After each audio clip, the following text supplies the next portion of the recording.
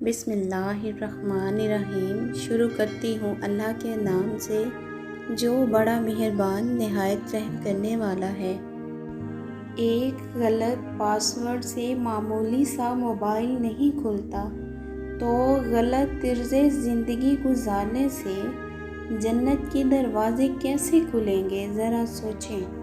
جب گھر کے افراد کی نماز میں غیر حاضری ہوتی ہے تب گھر میں پریشانیوں کی حاضری ہوتی ہے۔ میری دعا ہے کہ تم اس راستے کے مسافر بن جاؤ جو اللہ کا پسندیدہ ہو اور تمہیں اللہ کی رضا تک لے جائے۔ رسول اللہ صلی اللہ علیہ وآلہ وسلم نے فرمایا، مقبول حج کا بدلہ جنت کے سوا کچھ نہیں۔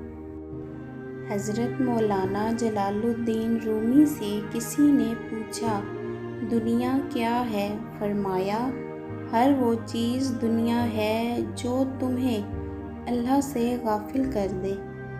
وہ رشتے بہت مضبوط ہوتے ہیں جہاں عیب گنے نہیں چھپائے جاتے ہیں۔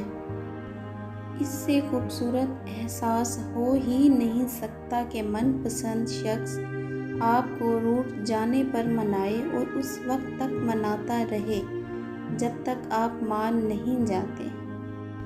ایک دوسرے کا ساتھ دینے کے لیے کسی مشکل ترین فلسفے کی نہیں بلکہ خوبصورت احساس کی ضرورت ہوتی ہے۔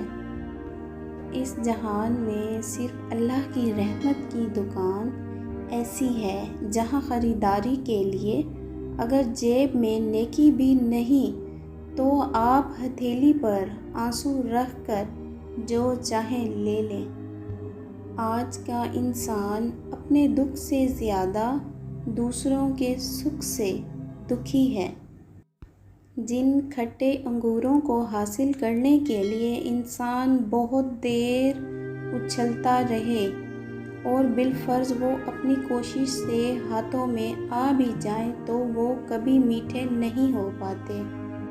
شہر خاموشاں سے گزرتے ہوئے میں رکا، اندر داخل ہوا، فاتحہ پڑھی اور بلند آواز بولا، کتنے سکون سے سو رہے ہو، بڑے خوش نصیب ہو۔ آواز آئی، ہم نہیں سو رہے، آپ سو رہے ہیں، ہم تو سونے کی سزا بھگت رہے ہیں۔ جو لوگ کہتے ہیں کہ دیکھا جائے گا وہ آج ہی دیکھ لیں۔ اچھا ہوگا، زندگی ہر کسی کو توبہ کی مہلت نہیں دیتی۔ اللہ پاک ہر کسی کو ہدایت دے، آمین۔ بات نیت کی ہوتی ہے صاحب، کوئی کعبہ سے بھی خالی ہاتھ لوٹتا ہے اور کوئی گھر بیٹھے رب کو پا لیتا ہے۔ بنا دے مجھے بھی اپنے ان بندوں کی طرح یا رب جو سوتے ہیں تجھے یاد کر کے اور اٹھتے ہیں تیرا نام اللہ لے کر۔ آج انسان پریشان ہے کیونکہ اس کے پاس ہر چیز کے لیے وقت ہوتا ہے سوائے نماز پڑھنے کے۔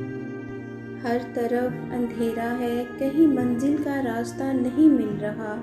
سنو، صبر رکھو، اللہ اپنے بندوں پر بہت مہربان ہے، وہ روشنی ضرور لائے گا۔